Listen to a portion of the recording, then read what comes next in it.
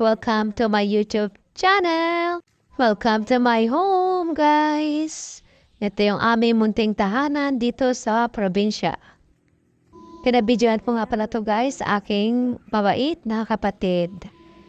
Kasi nga napapagawa nga ako guys ng aming munting tahanan. Ayan, pinakinis ko guys yung labas ng semento ng aming bahay guys. Kasi nga pag walang kinis yung na pag naulanan, yan, nababasa, parang hindi siya matibay.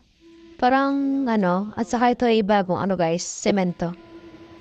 Ayan, kasi yung una namin nabili guys na hollow blocks ay malambot. Ayan, nadaya kami guys, kaya dayaan na lang namin kasi nga pandemic. Nagkakaubusan pati na ng hollow blocks dahil na bagyuhan din kami guys dahil marami ding nasirang bahay.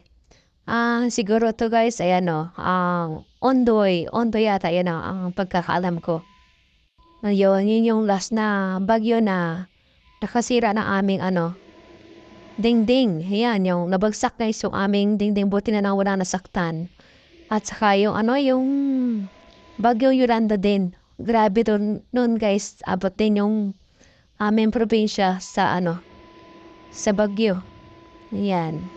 Ito guys, ituro kayo sa loob ng aming bahay. Ayan, medyo maaluwan na ngayon. Di katulad dati na masikip. Parang makahinga ka na lang maluwag. Ayan, ito yung dating CR namin na ngayon ay ginawa na rin tambakan.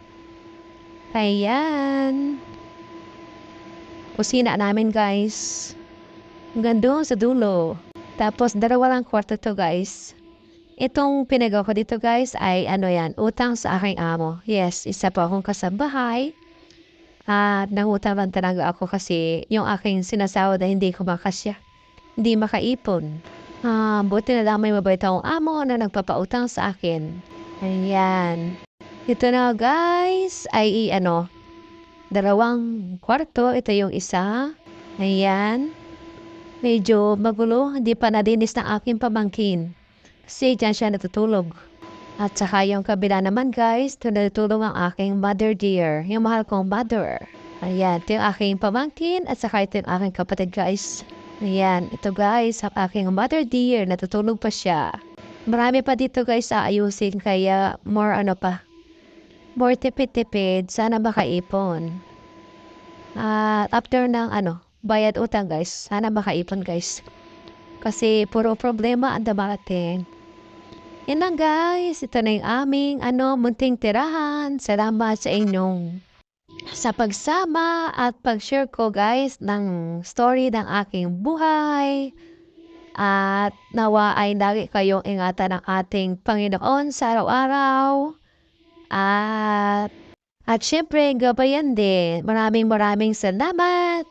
And thanks for watching. God bless.